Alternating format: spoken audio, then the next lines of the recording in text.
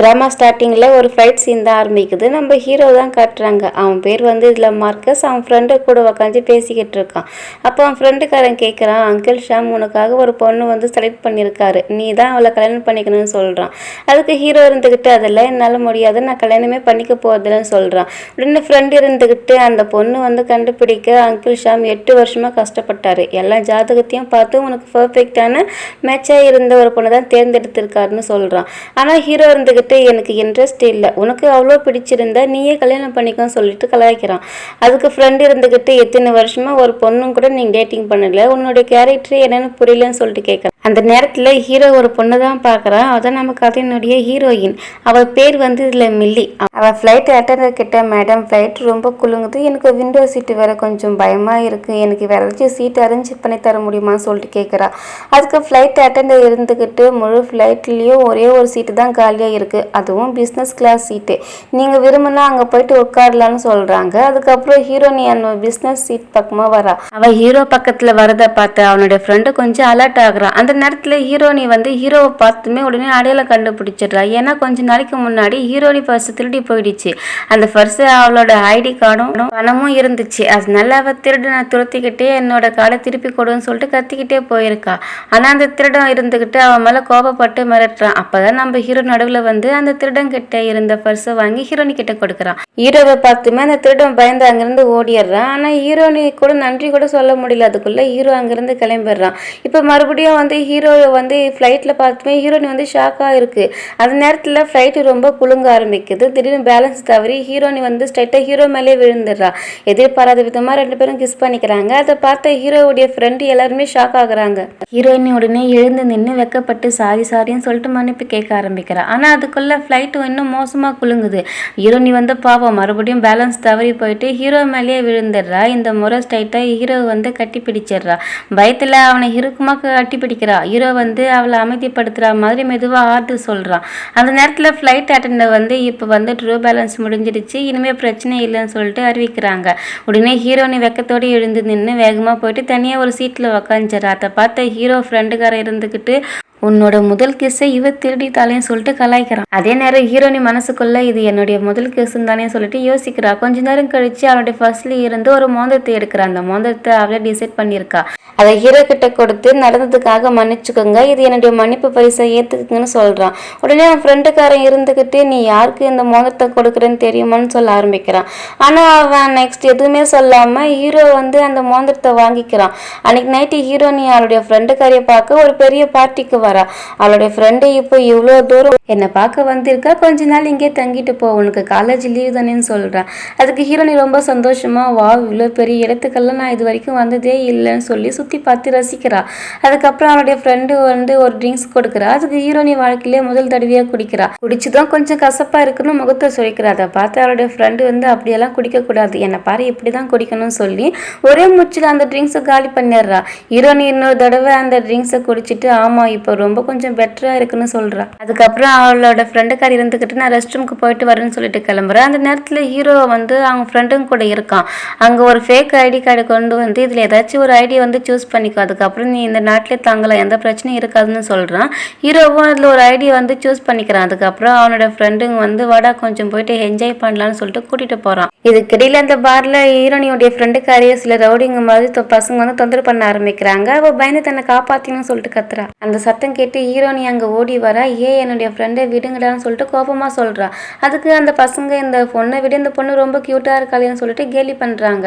அது மட்டும் இல்லாமல் ஒரு கிஸ் கொடுத்துட்டு போன்னு சொல்லிட்டு ஹீரோனி வந்து கிண்டல் பண்ண ஆரம்பிக்கிறாங்க. ஹீரோனி பயந்துடுறா. அதில் ஒருத்தன் வந்து அவகிட்ட நெருங்கி வரான். உடனே ஹீரோனி பயத்தில் அங்கே கிடந்த ஒரு பாட்டிலை எடுத்து அவன் மேலே லேசாக அடிச்சிடுறா. அதனால அவனுக்கு கோபம் வந்துடுது. டே இவளை வந்து பிடிங்கடான்னு சொல்லிட்டு கத்துறான். அவங்க துரத்தும் போது ஹீரோனி தடுமாறி கீழே விழ போறா. கீழே உடஞ்ச கண்ணாடி துண்டு எல்லாமே இருக்கு. அந்த சரியான நேரத்தில் ஹீரோ வந்து அங்கே வந்து அவளை காப்பாற்றிடுறான். அவள் கீழே விழத்துக்கு முன்னாடியே பிடிச்சு அவள் கையாலே தூக்கிக்கிறான். அதுக்கப்புறம் அவன் கேட்குறான் நீ ஓகே தானே சொல்லிட்டு. அதுக்கு ஹீரோனி ஆமா நான் ஓகே தானே சொல்கிறேன். அதுக்கப்புறம் ஹீரோ அவளை கீழே இறக்கி விடுறான். இன்னொரு பக்கம் அவனுடைய ஃப்ரெண்டுக்கார வந்து அந்த ரவுடி பசங்க எல்லாமே நல்ல ஒரு பாடம் கற்றுக் கொடுக்க ஆரம்பிக்கிறான். அதை ஹீரோனி பார்க்கக்கூடாதுன்னு நினச்சி ஹீரோ அவளுக்கு முன்னாடி நின்று அவளோட காதெல்லாம் கூட முடிக்கிறான். ஹீரோனி பார்த்துமே ஹீரோ வந்து நினைக்கிறான் ரொம்ப அமைதியான நல்ல மனசுக்கார பொண்ணு மாதிரி தெரிஞ்சா. அவள் வந்து மனசில் நினச்ச மாதிரி ஒரு பர்ஃபெக்டான கேர்ள் போலவே இருக்கா. கொஞ்ச நேரத்துக்கு அப்புறம் ஹீரோனி மெதுவாக கண்ணை திறந்து பார்க்குறா. எல்லாமே அமைதியாக இருக்கிறத பார்த்து நிம்மதியாக இருக்கா. ஆனால் ஏதாச்சும் பேசுறதுக்கு முன்னாடியே குளிச்ச மயக்கத்தில் மறுபடியும் தூங்கிடுறா. அதுக்கப்புறம் ஹீரோ வந்து அவளை மெதுவாக கையில் தூக்கிக்கிட்டு அவனோட வீட்டுக்கு கூட்டிகிட்டு போகிறான். வீட்டுக்கு வந்து அவளை படுக்கையில் வந்து படுக்க வைக்கிறான். அப்போ வந்து ஹீரோனி கண்ணை திறக்கிறா. அதை பார்த்து ஹீரோ வந்து உனக்கு இன்னும் போதை தெளியல போலன்னு சொல்லிட்டு சொல்கிறான். ஹீரோனி வந்து எதுவுமே பேசாமல் அவனையே பார்த்துக்கிட்டே இருக்கா. அதுக்கு ஹீரோ சிரிச்சுக்கிட்டே இப்படி என்னை பார்த்துக்கிட்டே இருந்து அதுக்கப்புறம் நான் என்னை கட்டுப்படுத்த முடியாதுன்னு சொல்லிட்டு கலாய்க்கிறான். அதுக்கு ஹீரோனி மயக்கத்தில் வந்து சொல்கிறது சரியாக புரிஞ்சுக்காம இன்னும் அவங்ககிட்ட நெருக்கமாக போயிடுறா. அதுக்கப்புறம் நைட்டு 2 பேரும் ஒன்றா இருந்துடுறாங்க. காலையில் ஹீரோ மட்டும் எழுந்து உக்காஞ்சிக்கிட்டு இருக்கான். ஹீரோனி அங்கேயே தூங்கிக்கிட்டே இருக்கா. கொஞ்ச நேரத்துக்கு அப்புறம் ஹீரோனி கண்ணை திறக்கிறா. அவரோட பக்கத்தில் ஹீரோ இருக்கிறத பார்த்து ஷாக் ஆகுறா. நேற்று நைட்டு என்ன ஆச்சுன்னு சொல்லிட்டு குழப்பமாக கேட்குறா. ஹீரோ சிரிச்சுக்கிட்டே நேற்று நீ என்னென்ன பண்ணன்னு சொல்லிட்டு உனக்கே ஞாபகம் இல்லையான்னு சொல்லிட்டு கேட்குறான். அதுக்கு ஹீரோனி பதறி போய் இப்போ நீ என்னை வந்து பொறுப்பேற்றுக்கு போறியான்னு சொல்லி கலாய்ச்ச மாதிரி கேட்குறா. உடனே ஹீரோ வந்து அவள் பக்கம் இழுத்துக்கிட்டு ஒரு விஷயம் சொல்லு, உனக்கு என்னை பிடிக்குமான்னு சொல்லிட்டு கேட்குறான். அதுக்கு ஹீரோனி வெக்கப்பட்டுக்கிட்டே ஆமான்னு சொல்லிட்டு ஒத்துக்கிறா. அது கேட்ட ஹீரோ நான் தான் உன்னை வந்து எப்படி இம்ப்ரெஸ் பண்ணலான்னு சொல்லிட்டு யோசித்துக்கிட்டே இருந்தேன், ஆனால் அது எல்லாமே தேவையில்லை போலன்னு சொல்லிட்டு சிரிக்கிறான். அதுக்கப்புறம் 2 பேரும் சேர்ந்து நிறைய நேரம் சந்தோஷமாக செலவழிக்கிறாங்க. நாள் போக போக அவங்களோட நெருக்கமும் அதிகமாகவே போகுது. ஒரு நாள் அவனுடைய ஃப்ரெண்டுக்காரன் அவசரமாக வந்து ஒரு பேட் நியூஸ் இருக்குன்னு சொல்கிறான். ஹீரோ என்ன ஆச்சுன்னு கேட்குறான். அதுக்கு அவன் ஃப்ரெண்டுக்கார இருந்துக்கிட்டு கவின்ஸ் குடும்பத்தில் இருந்து ஒரு வார்னிங் வந்திருக்கு. அவங்க பொண்ணு நீ கல்யாணம் பண்ணிக்கலன்னா ரெட் காஃப்னு சொல்லிட்டு எதிராக நடவடிக்கை எடுக்க போகிறாங்கன்னு சொல்கிறான். அது கேட்ட ஹீரோ வந்து அவங்களுக்கு அவ்வளோ பவரெல்லாம் கிடைக்காது, அதை பற்றி நீ கவலைப்படாதுன்னு சொல்கிறான். ஆனால் அவன் ஃப்ரெண்டுக்கார வந்து எனக்கும் அது தெரியும், ஆனால் இந்த விஷயம் நியூஸில் வந்துட்டா அங்கிள் சாம் உடம்பு வந்து ரொம்ப பாதிக்கப்படும்னு சொல்கிறான். அதுக்கு ஹீரோ அமைதியாக அதெல்லாம் நான் பார்த்துக்கிறேன், இன்னும் கொஞ்சம் நேரத்தில் வந்து என் லவர் இங்கே வரப்போகிறா. முக்கியமாக வந்து அவளுக்கு என்னுடைய உண்மையான ஐடியாவில் வந்து தெரியாது, அதனால அவன் முன்னாடி எல்லாருமே சாதாரணமாக நடந்துக்கோன்னு சொல்லிட்டு சொல்கிறான். அதே நேரத்தில் ஹீரோனி ரொம்ப சந்தோஷமாக ஹீரோடைய வீட்டுக்கு போய்கிட்டே இருக்கா. ஆனால் அவளுக்கு வந்து திடீர்னு வாந்தி வர மாதிரி தோணுது. என்னடா இது இப்போதான் எல்லாம் உடம்பும் ஏதோ வித்தியாசமாக இருக்குது, ஒரு வேளை நான் கர்ப்பமாக இருக்கணும், போய் டாக்டர் வந்து கண்டிப்பாக பார்க்கணும்னு சொல்லிட்டு மனசுக்குள்ளே யோசிக்கிறான். அந்த நேரத்தில் ஹீரோ வந்து அங்கே வந்துடுறான். என்ன வச்சு ஏதோ ஒரு யோசனையில் மூழ்கி இருக்க மாதிரியே தெரியுதுன்னு சொல்லிட்டு கேட்குறான். அதுக்கு ஹீரோனி இருந்துக்கிட்டு இல்லை இல்லை எதுவுமே இல்லைன்னு சொல்லிட்டு சமாளிக்கிறான். அவள் மனசுக்குள்ளே நான் உறுதியாக தெரிஞ்சுக்கிற வரைக்கும் இந்த விஷயத்தை வந்து இவர்கிட்ட சொல்லக்கூடாதுன்னு சொல்லிட்டு முடிவு பண்ணிக்கிறா. அதுக்கு ஹீரோவும் சிரிச்சுக்கிட்டே இப்பவே என்ன மிஸ் பண்ண ஆரம்பிச்சிட்டேன்னு கேட்குறான். ஹீரோனியும் சிரிச்சுக்கிட்டே ஆமா சரி வீட்டுக்கு போகலாமா, உங்களுக்காக நான் ரொம்ப நல்லா சமைச்சு தரேன்னு சொல்கிறான். ஹீரோவும் அட இது ரொம்ப சூப்பரான ஐடியா இருக்கேன்னு சொல்லிட்டு சந்தோஷப்படுறான். அந்த நேரத்தில் தூரத்தில் இருக்க ஒரு கார் தான் ஹீரோவை பார்க்குறான். அந்த காரில் இருந்து ஒரு பொண்ணு இருக்கா. அவள் பேர் டெய்லர். அவள் தான் நம்ம ஹீரோவுக்கு நிச்சயிக்கப்பட்ட பொண்ணு. டெய்லர் வந்து தூரத்திலே இருந்து ஹீரோவுக்கு வந்து ஃப்ளைங் கிஸ் பண்ணுறான். ஆனால் ஹீரோ அது எதுவுமே பெருசாக எடுத்துக்காமல் ஹீரோனி வீட்டுக்கு கூட்டிகிட்டு போகிறான். அந்த நேரத்தில் ஹீரோனி வந்து நிம்மதியாக தூங்கிக்கிட்டே இருக்கா. ஹீரோ வந்து அவளே பார்த்துக்கிட்டு அமைதியாக உட்காந்துக்கிட்டு இருக்கான். மனசில் பல யோசனை ஓடிக்கிட்டு இருக்கு. என்னோட குடும்பம் என்ன செய்ய போகுதுன்னு உனக்கு வந்து செய்தி வந்திருக்கும் இல்லையான்னு கேட்குறா. அதுக்கப்புறம் பாரு 2 குடும்பத்துக்கும் நடுவில் எந்த பிரச்சனையும் வர நான் விரும்பலை, அதனால நீ என்ன கல்யாணம் பண்ணிக்கோன்னு சொல்லிட்டு ஸ்ட்ரைட்டாக சொல்கிறா. ஆனால் ஹீரோ உடனே அது நடக்காதுன்னு சொல்லிட்டு அவாய்ட் பண்ணுறான். அதுக்கு டெய்லர் அந்த பொண்ணுக்காக தானே நீ இப்படி சொல்கிற, எனக்கு அவளை பற்றி எந்த கவலையும் இல்லை, நீ வேணும்னா அவளை வந்து உன் வாழ்க்கையிலே உன் பக்கத்துலேயே வச்சுக்கலான்னு சொல்கிறா. அதை கேட்ட ஹீரோ வந்து செம கோவம் வந்துடுது. வார்த்தையை பார்த்து பேசு, அவள் சாதாரண பொண்ணு இல்லை, அவள் தான் என்னுடைய லவ்வர், நான் கல்யாணம் ஒன்று பண்ணிக்கிட்டேன்னு அவளை தான் கல்யாணம் பண்ணிப்பேன்னு சொல்லிட்டு கோவமாக சொல்கிறான். அதுக்கு டெய்லர் வந்து நீ என்ன சொன்னாலும் உன்னோட அப்பா வந்து இதுக்கு ஒத்துக்க மாட்டார், இன்னொரு விஷயம் யோசி, ரகசியம் இட எனக்கே கண்டுபிடிக்க முடிஞ்சிருக்கு, ஒருவேளை உன்னோட அப்பாவுக்கு இந்த விஷயம் தெரிஞ்சால் அந்த பொண்ணை உன்னால் பாதுகாப்பாக வைக்க முடியுமான்னு சொல்லிட்டு கேட்குறான். ஒரு வேலை பண்ண நீ வீட்டுக்கு திரும்பி போ, அங்கே இருக்கிற பிரச்சனை எல்லாம் முதல்ல சரி பண்ணதுக்கப்புறம் என்ன முடிவெல்லாம் எடுத்துக்கோன்னு சொல்லிட்டு அப்படியே சொல்கிறா. அதுக்கிட்ட ஹீரோவும் கொஞ்சம் யோசிக்கிறான். அவன் சொல்கிறதுலேயும் உண்மை இருக்குது. நான் வந்து ஒரு தடவை திரும்பி போய் எல்லா பிரச்சனையும் முடிச்சுட்டு அதுக்கப்புறம் ஹீரோனை வந்து நிம்மதியாக வாழ வைக்கலான்னு சொல்லிட்டு மனசுக்குள்ளே நினைக்கிறான். வேலைக்கிட்ட சரி நான் இன்னைக்கு நைட்டே கிளம்புறேன்னு சொல்கிறான். அதுக்கப்புறம் அவன் ரூமுக்கு போயிட்டு தூங்கிக்கிட்டு இருக்க ஹீரோனி அமைதியாக பார்த்துக்கிட்டே நிற்கிறான். அவளோட முகத்தை பார்த்து நான் இது எல்லாமே உனக்காக தான் பண்ணுறேன்னு சொல்லிட்டு மனசுக்குள்ளேயே யோசிக்கிறான். இதுவாக கீழே இறங்கி வரான். அங்கே வந்து அவன் ஃப்ரெண்டுக்காரன் வந்து காத்துக்கிட்டு இருக்கான். இன்னைக்கு நைட்டே நீ கிளம்ப போறியான்னு கேட்குறான். அதுக்கு ஹீரோவும் ஆமான்னு சொல்லிட்டு பதில் சொல்கிறான். அதுக்கப்புறம் அவன் ஃப்ரெண்டுக்காரங்கிட்ட ஒரு லெட்டரை கொடுத்து ஹீரோனி எழுந்துமே என்னை பக்கத்துல இல்லைன்னு சொல்லிட்டு பயந்துடுவான். அதனால இந்த லெட்டர் வந்து அவகிட்ட கூட நான் சொல்ல வேண்டிய எல்லா விஷயத்தையுமே இதில் எழுதி வச்சிருக்கேன், அவள் என்னை நம்பி காத்திருப்பான்னு சொல்லிட்டு சொல்கிறான். அதுக்கப்புறம் வந்து ஹீரோனை விட்டு பெரிய மனசு இல்லாமல் இருந்தாலும் அவளோட எதிர்காலத்துக்காக அந்த நைட்டே அவன் கிளம்ப தயாராகிறான். நெக்ஸ்ட் மார்னிங் ஹீரோனி எழுந்ததுமே முதல்ல ப்ரெக்னன்சி டெஸ்ட் தான் பண்ணுறா. கொஞ்ச நேரத்துக்கு அப்புறம் ரிசல்ட் வருது. அதை பார்த்து ஹீரோனி ரொம்ப சந்தோஷப்படுறா. நான் வந்து கர்ப்பமாக இருக்கேன்னா இந்த நியூஸ் வந்து ஹீரோ கிட்ட சொல்லணும்னு சொல்லிட்டு ரொம்ப சந்தோஷப்படுறா. உடனே கீழே ஓடி போய் தேடுறா. ஆனால் ஹீரோ அங்கே எங்கேயுமே தெரியல. அதனால அவன் ஃப்ரெண்டுக்காரங்கிட்ட கேட்குறா. ஃப்ரெண்டுக்காரன் அவன் கிளம்பிட்டான்னு சொல்கிறான். ஹீரோனி ஷாக்கா என்ன கிளம்பிட்டான்னு கேட்க ஃப்ரெண்டுக்காரன் ஒரு லெட்டர் அவகிட்ட கொடுத்து இது உனக்காக தான் அவன் விட்டுட்டு போயிருக்கான்னு சொல்கிறான். ஹீரோனி வந்து அந்த லெட்டர் படிக்கிறா. அதை படித்த உடனே அவன் மனசே ஒடிஞ்சு போயிடுது. கண்ணில் தண்ணீரே வந்துடுது. அந்த நேரத்தில் வந்து ஃப்ரெண்டுக்காரன் பாரு நீ அவனுக்காக ஒரு பொழுதுபோக்கு மாதிரி தான் அவனை வந்து மறந்துட்டு உன் வாழ்க்கை நீ பார்த்துக்கன்னு சொல்கிறான். உடனே ஹீரோனி வந்து இல்லை அவன் அப்படிப்பட்டவன் இல்லைன்னு மறுக்கிறா. அப்போ வந்து அவன் ஃப்ரெண்டுக்காரன் அவனோட மொபைலில் ஒரு வீடியோவை காட்டுறான். அதில் வந்து ஹீரோவை பற்றி உண்மையெல்லாம் தெரியுது. அதில் அவன் 2 பேர் இருக்கு, கேவின், அதுவும் இல்லாமல் மார்க்கஸ். அந்த 2 பேருமே இல்லாமல் ரெட் காப்பின் பெரிய கும்பலோட தலைவன் அவன் தானே சொல்கிறான். இது கேட்ட ஹீரோன் வந்து பெரிய ஷாக்கு. ஆனால் அவன் நம்பவே மாட்டேங்கிறா. இல்லை அவன் என்கிட்ட இப்படியெல்லாம் போய் சொல்ல மாட்டான், அவன் எனக்கு பதில் சொல்லணும், இப்போவே நான் அவனுக்கு ஃபோன் பண்ணுறேன்னு சொல்கிறேன். அந்த ஃபோனை வந்து அவன் ஃப்ரெண்டுக்கார வந்து கீழே தட்டி விட்டுறான். இன்னும் உனக்கு புரியலையா, அவனுக்கு வந்து இன்னும் 2 வருஷத்துக்கு முன்னாடியே நிச்சயதார்த்தம் ஆகிடுச்சு. அது கூட கிரீன்ஸ் குடும்பத்தோட பொண்ணு டெய்லர் கூடன்னு சொல்கிறான். நீ என்ன செய்ய போற, அவனுடைய வாழ்க்கை கெடுக்க போறியான்னு சொல்லிட்டு கேட்குறான். அந்த வார்த்தை கிடைத்துமே ஹீரோனிக்கு அப்படியே ரொம்ப ஷாக் ஆகி மனசே ஒடிஞ்சு போயிடுறா. அதுக்கப்புறம் அவன் ஃப்ரெண்டுக்கார வந்து நீ இங்கிருந்து கிளம்பிடு, இந்த வீட்டை விட்டு காலி பண்ணுன்னு சொல்கிறான். வேறு வழியே இல்லாமல் ஹீரோனி வந்து வீட்டை விட்டு வெளியே போகிறா. ஸ்ட்ரைட்டாக ஹீரோ தங்கியிருக்க இடத்துக்கே அவனை தேடி கிளம்புறா. அந்த நேரத்தில் ஹீரோ தொடர்ந்து ஹீரோனிக்கு ஃபோன் பண்ணிக்கிட்டே இருக்கான். ஆனால் அவனோட ஃபோன் வந்து கனெக்ட் ஆகவே இல்லை. அதனால அவன் ஃப்ரெண்டுக்காரனுக்கு ஃபோன் பண்ணி ஹீரோனி எங்கே இருக்கான்னு சொல்லிட்டு பதட்டமாக கேட்குறான். அதுக்கு ஃப்ரெண்டுக்காரன் உன்னுடைய உண்மையாலுமே தெரிஞ்சிருது, அதனால அவன் கோவமாக வீட்டை விட்டு வெளியே போயிட்டான்னு சொல்கிறான். அதை கேட்ட ஹீரோ வந்து ஷாக் ஆகிறான். சே இப்போ என்ன பண்ண போகிறேன், அவளுக்கு எப்படி எல்லாத்தையுமே புரிய வைக்க போகிறேன், நான் போய் சொல்லியிருக்க கூடாதுன்னு சொல்லிட்டு வருத்தப்படுறான். இடையில வெளியே ஹீரோ வீட்டுக்கு போன ஹீரோனி செக்யூரிட்டி கார்ட்ஸுங்கெல்லாம் உள்ளே விடாமல் தடுக்கிறாங்க. ஆனால் ஹீரோவை ஒரே ஒரு தடவை பார்த்து பேசணும்னு சொல்லிட்டு அவள் உறுதியாக நகராமல் அங்கேயே நின்றுக்கிட்டு இருக்கா. ஹீரோடைய பேர் சொல்லி நான் பார்க்கணும்னு சொல்லவே அங்கே செக்யூரிட்டி கார்ட்ஸுங்கெல்லாம் அந்த பேர் யாருமே இங்கே இல்லைன்னு சொல்கிறாங்க.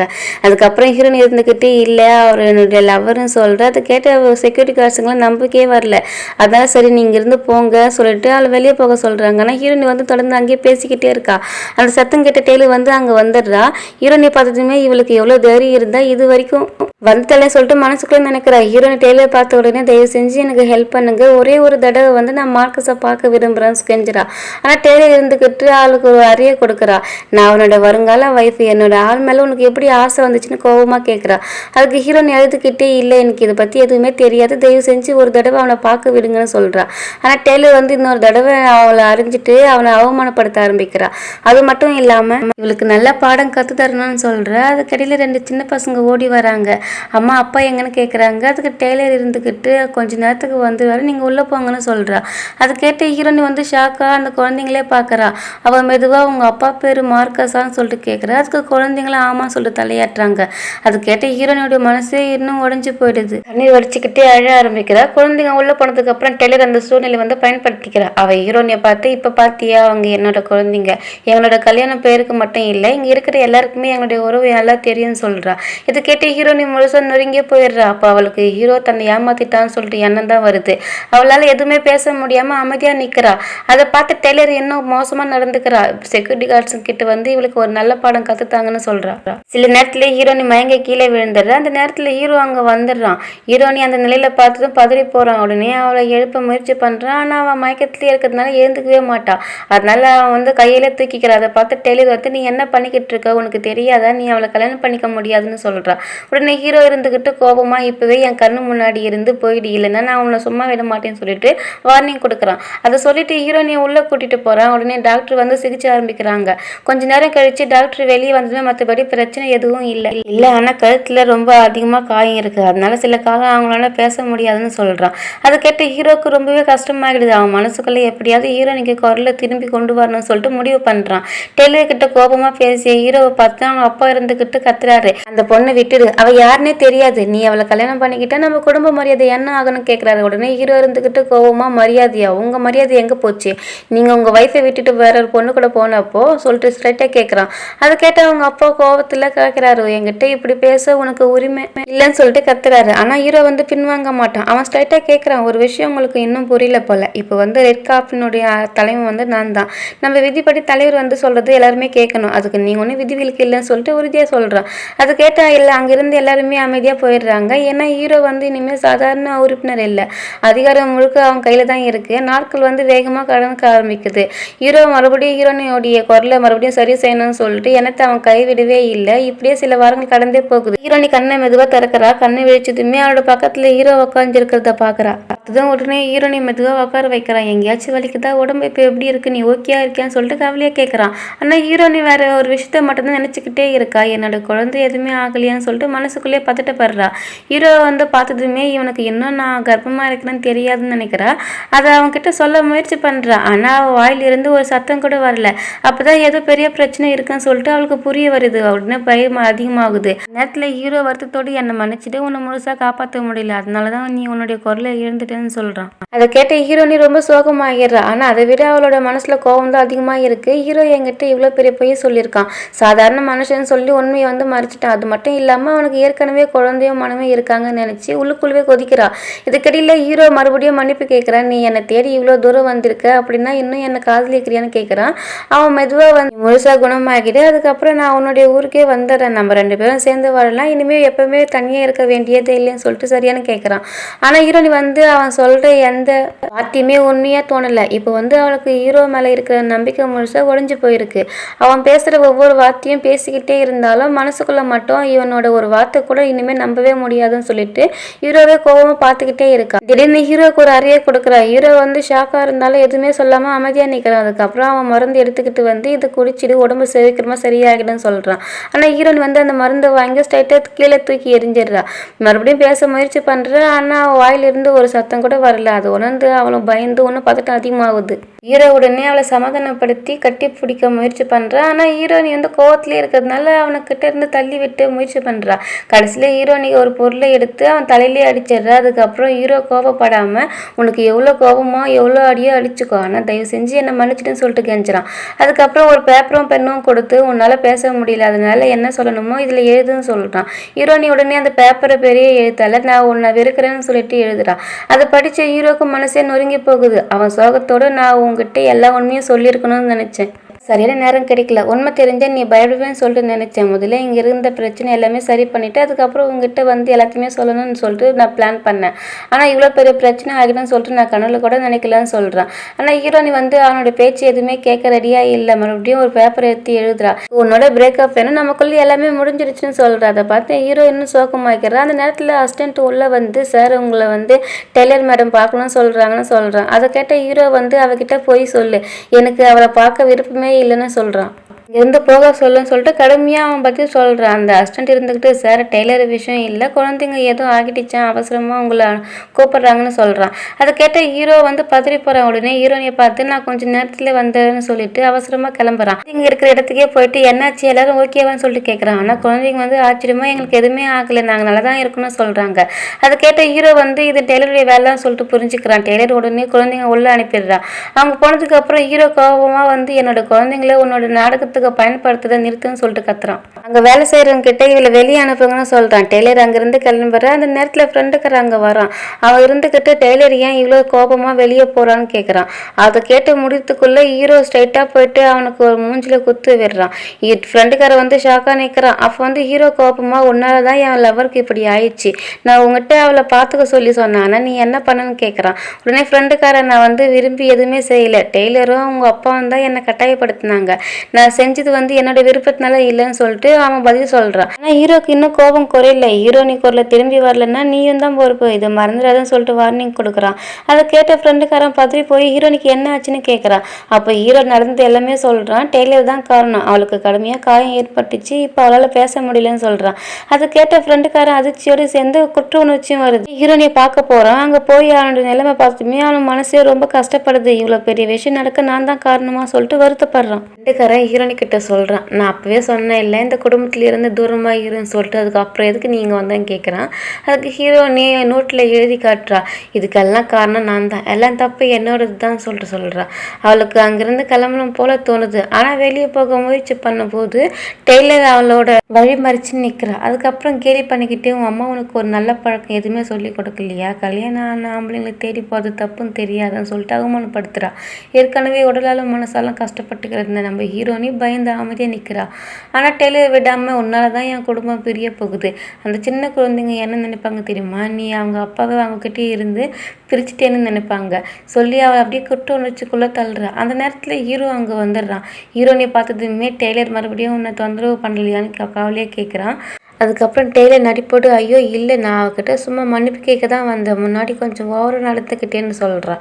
ஹீரோக்கு அவன் மேலே எந்த நம்பிக்கையும் இல்லாதனால சரி இப்போ நீ கிளம்புன்னு சொல்லிக்கிட்டு அங்கேருந்து கிளம்பிடுறான். அவன் ஹீரோனியோட பேச ஆரம்பிக்கிற நேரத்தில் குழந்தைங்க அங்கே ஓடி வராங்க.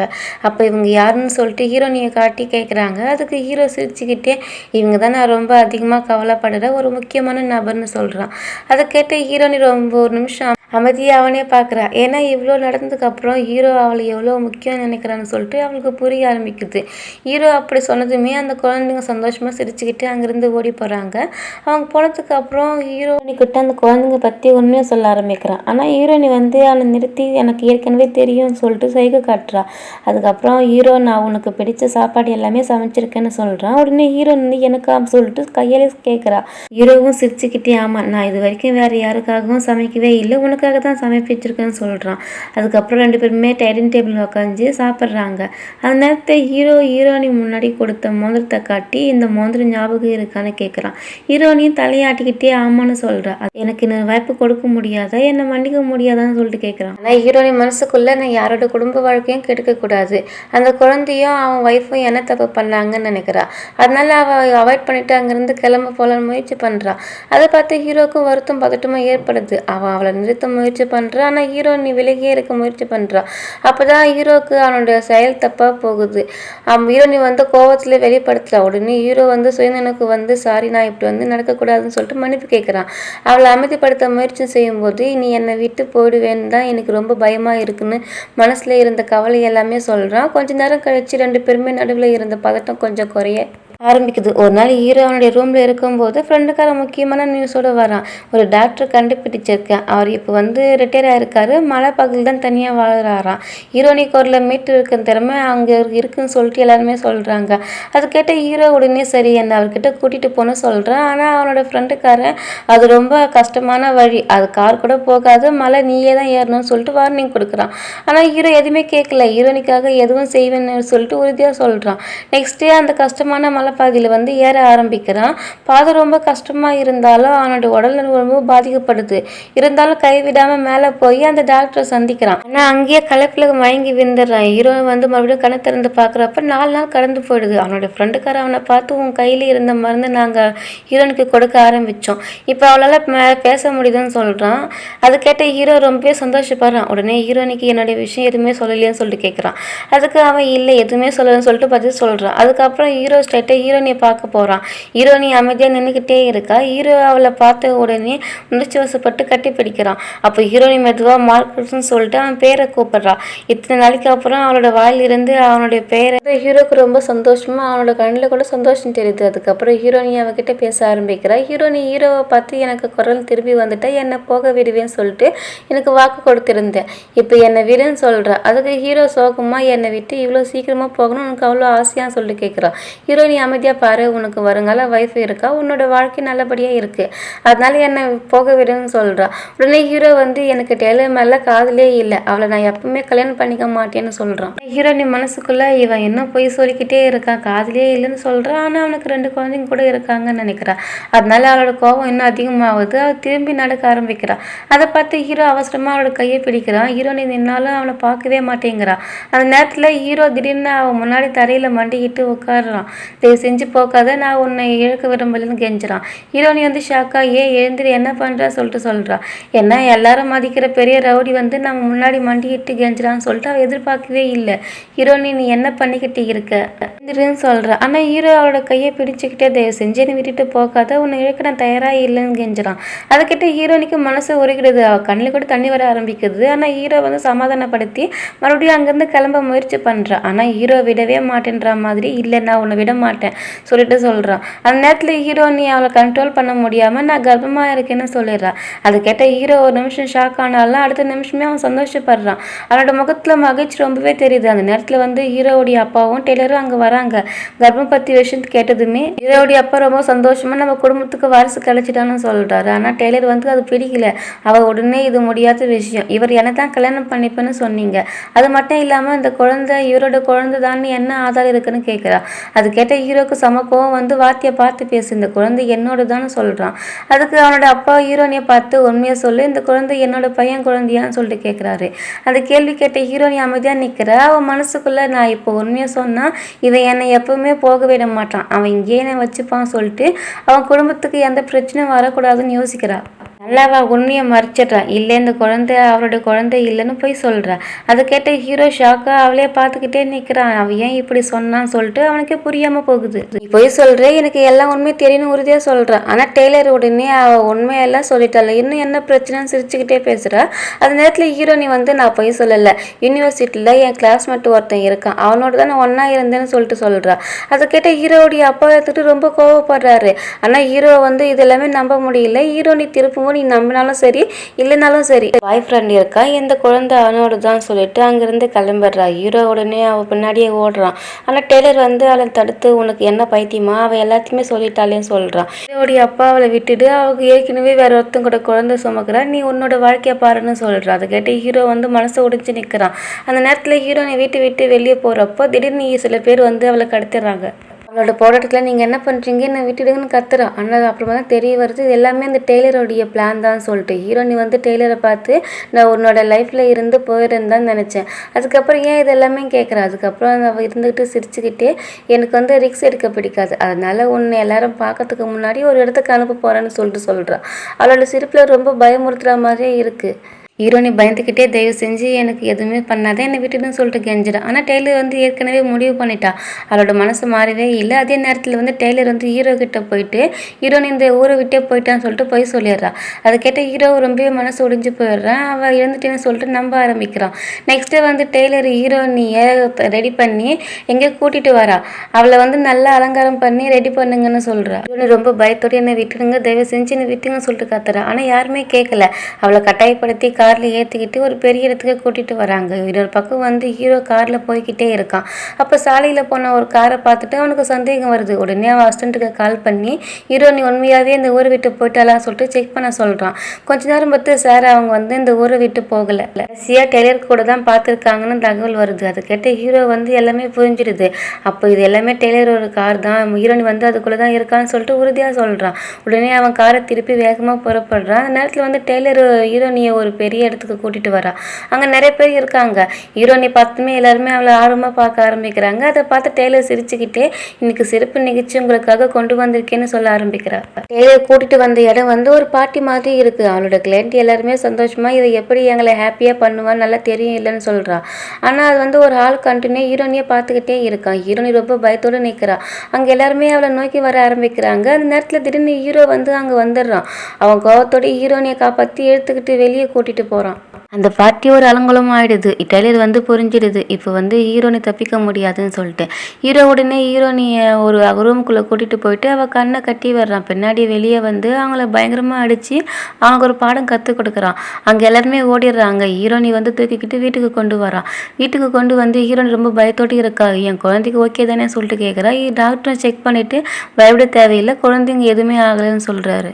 அதை கேட்ட ஹீரோனுக்கு கொஞ்சம் நிம்மதியாக இருக்குது. உடனே ஹீரோ கோவமாக அவளை என்ன பண்ண போகிறோம் பாருன்னு சொல்லிட்டு நீ இங்கே இருன்னு சொல்லிட்டு கிளம்புறான்.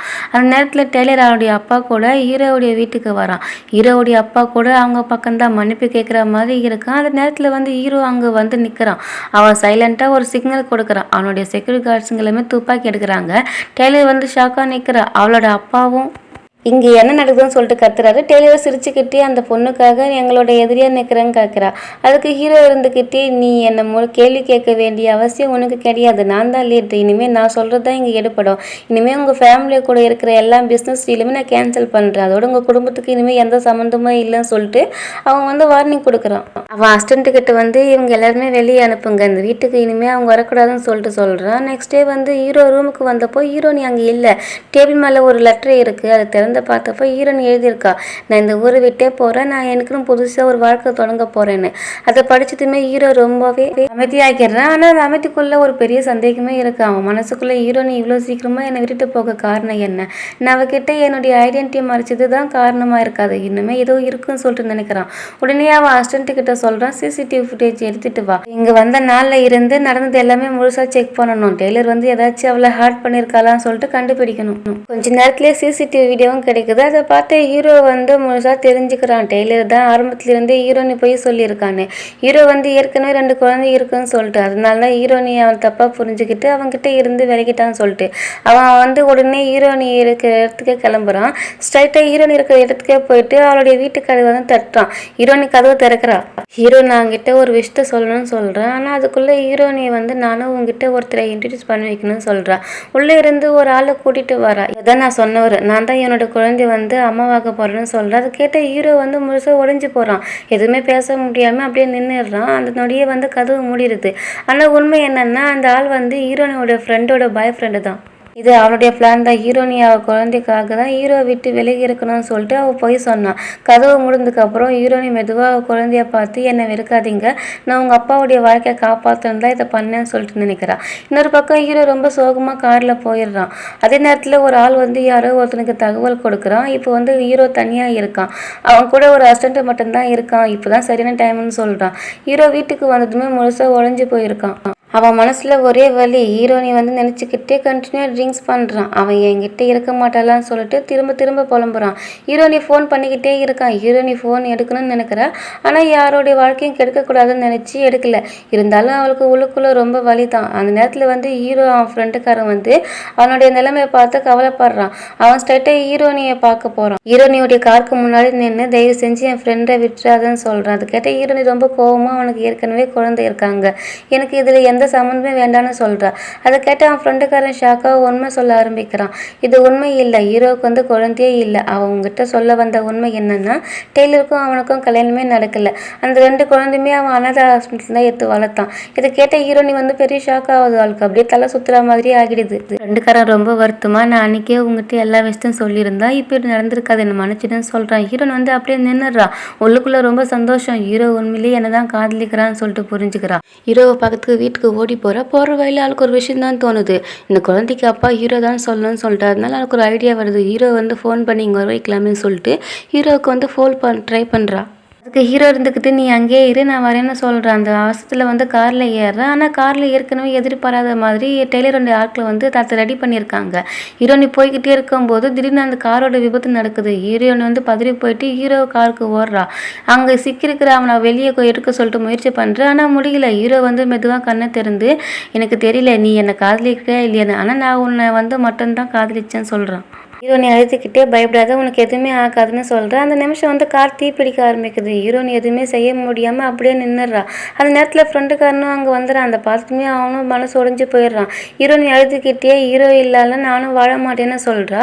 ஃப்ரெண்டுக்காரன் அவளை பிடிச்சி நீ இப்படி பேசக்கூடாது, உன் வயிற்றில் அவனோட குழந்தை இருக்குன்னு சொல்லி சமாதானப்படுத்துகிறான். ஸோ அப்படியே சில மாதங்கள் வந்து கடந்து போகுது. ஹீரோவுடைய ஃப்ரெண்டு 2 பேருமே அவனுடைய சமாதி கிட்ட வந்து உன் குழந்தை நல்லா இருக்கான், நீ அடாப்ட் பண்ண அந்த 2 குழந்தை கூட இப்போ எந்த பிரச்சனையும் இல்லாமல் அங்கிள் கொடுத்து நல்லா இருக்காங்கன்னு சொல்கிறாங்க. ஆனால் உன் லவ்வர் தான் எங்களால் காப்பாற்ற முடியல, அவள் குழந்தை பெற்று முடிச்சதுக்கு அப்புறமே அவள் வந்து உன்னை ரொம்ப மிஸ் பண்ணிட்டான், அதனால தான் அவள் உன்னை தேடி வந்துட்டான்னு சொல்கிறாங்க. ஸோ அப்படி இவங்க 2 பேரும் சொல்கிறதோடு தான் இந்த ட்ராமா வந்து ரொம்ப சேடாக முடிச்சிடுறாங்க. இந்த ட்ராமா எப்படி இருந்துச்சுன்னு சொல்லிட்டு மறக்காமல் எனக்கு கமெண்ட்டில் சொல்லுங்கள். அதோட புதுசாக ஒரு ட்ராமாவோட மீட் பண்ணலாம். பாய் பாய்.